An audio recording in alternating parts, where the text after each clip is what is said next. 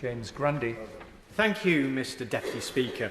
I'd like to speak, if I may, briefly on, with regards to leasehold reform, how many of the leaseholds came about in my constituency of Lee. As many people will know, including the opposition spokesman, my honourable friend, the member for Wigan, Lee was a mining town and a mill town that grew quite large in the 19th century.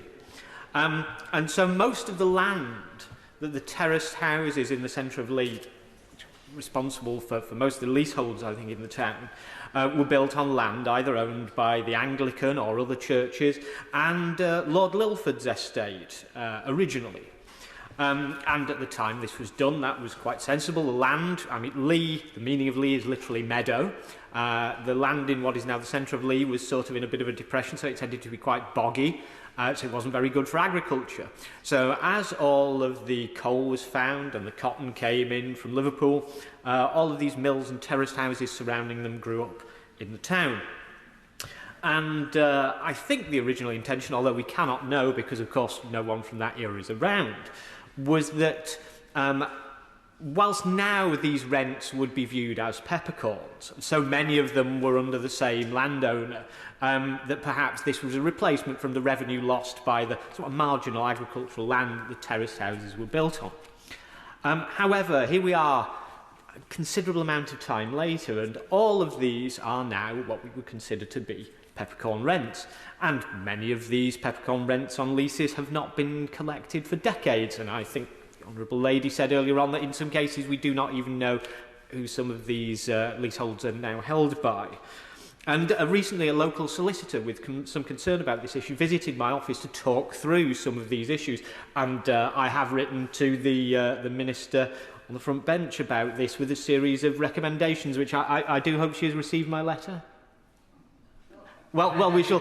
Well, I dare say I shall chase her about that afterwards, because there were several sort of things that happened far later than we expected after the original leases were put into place, and this is that now. And I think other members on both sides of the House have alluded to this. What's happening is, completely out of the blue, people in some of these terraced houses in Lee are receiving a letter from a firm of solicitors on behalf of someone who has either found the leasehold, found they own it, or they've purchased it off someone else. And in many ways, I think it might have been the member for Sheffield South East who said that in some cases these are now being treated as financial products, traded and sold.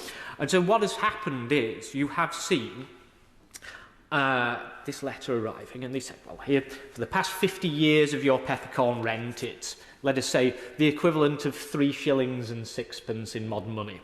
However, here, attached to this bill for the peppercorn rent, is a £5,000 or a multi-thousand-pound legal bill for all the work we've had to do to trace what's happened in order to trace back to the origin of the last time this peppercorn rent was paid.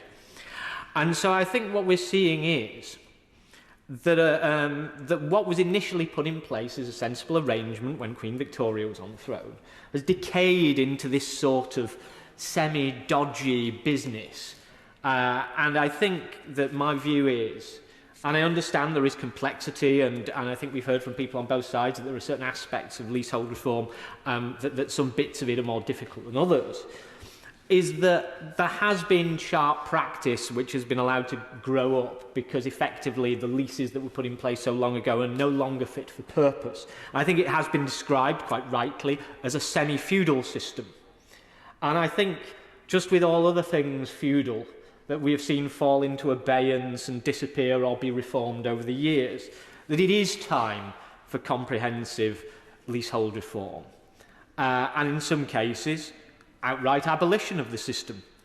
I think I will finish off by saying that we know it to be a truism in this country. We say an Englishman's home is his castle. Well, I think we should do as much as we can to make sure that saying goes from a truism to a truth. And I do look forward to the proposals that come forward from the government to address these issues. I think there is cross-party support for, shall we say, a maximalist position, so much as can be done within reason on this. And I'm very much looking forward to a solution on this that does have cross-party support, because I do think we need to act. There are things that can be dealt with now and maybe some things later, but we do need to get on with this, and the sooner the better. Thank you very much, Mr. Deputy Speaker. Dalton.